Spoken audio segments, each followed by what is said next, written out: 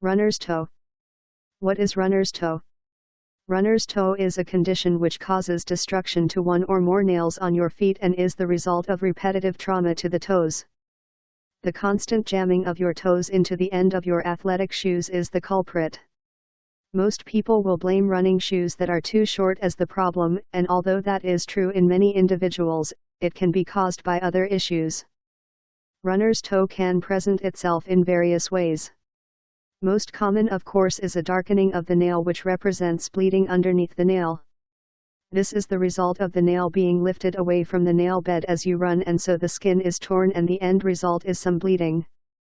As with any discoloration of a nail, it is important to be aware of some conditions that may present as bleeding underneath the nail but may actually be some kind of growth underneath the nail.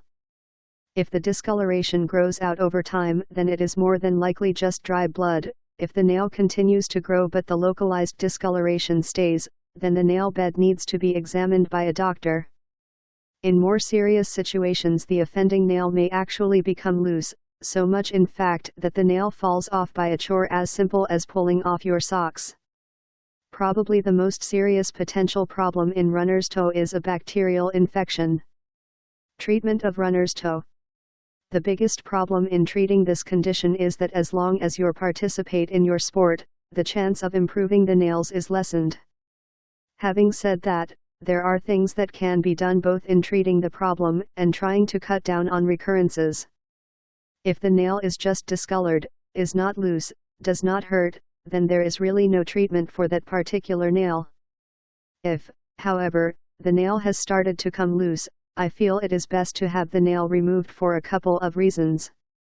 It is far less painful to have a nail removed medically than it is if you accidentally pull it off by removing your sock or jam the already loose nail. Secondly, once a nail is loose, it opens up the possibility for a fungus infection, as it is then very easy for fungus to get underneath the nail and works its way back to the growth plate of the nail and perhaps permanently disfigure the nail.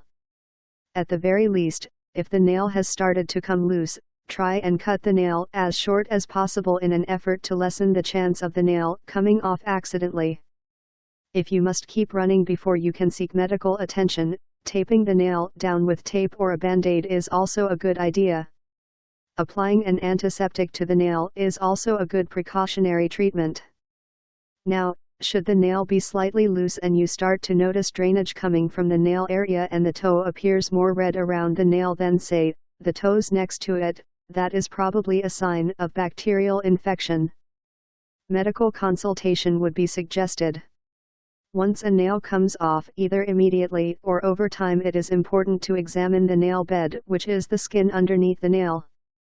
In most cases that I see, there is evidence of fungus on the nail bed. If this is not treated, as the new nail grows out, there is a good chance it will become infected with fungus and the nail will become thick and discolored, regardless if you are running or not. Prevention of runner's toe. Buying the proper sized athletic shoe. All athletic shoes have a hard rubber extension that runs from the end of the outer sole of the shoe and becomes the front of the shoe, which then extends to the top of the shoe. It is this hard rubber front that the toes are jamming into and creating runner's toe. The degree of this hard rubber front will vary from shoe to shoe, and you may find some brands create less pressure against your toes. Secondly, even though you are now wearing a longer shoe, it does not mean your feet are not going to slide within the shoe, possibly causing blistering or other issues. I generally recommend patients then add a thickened pad of orthopedic felt underneath the tongue of the shoe. The additional padding has the effect of keeping the foot from sliding within the shoe and to further prevent jamming of the toes into the end of the shoe. The shapes of your toes also plays a role. The other consideration is the architecture of your toes. What I mean by that is the shape of your toes and their relationship to each other. The nails that are most affected in runner's toe are the nails on the longest toes. For some people that will be the nail on the great toe, for others it may be the second or third nails.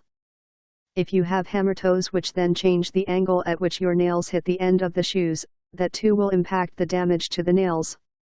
So the key in athletic shoe selection is to make sure your longest toe is not hitting the end of the shoe. Styles are different, and for some it may require choosing a different brand of shoe, one that has a toe box that is either wider or perhaps higher in an effort to better accommodate the architecture of the forefoot. Lastly, if you are prone to this problem, I would recommend you keep your nails cut short. If a nail is too long, it only increases the chances of the nail being damaged by hitting the end of the athletic shoe. Read the complete article at www.foot-pain-explained.com/runnerstoe.html.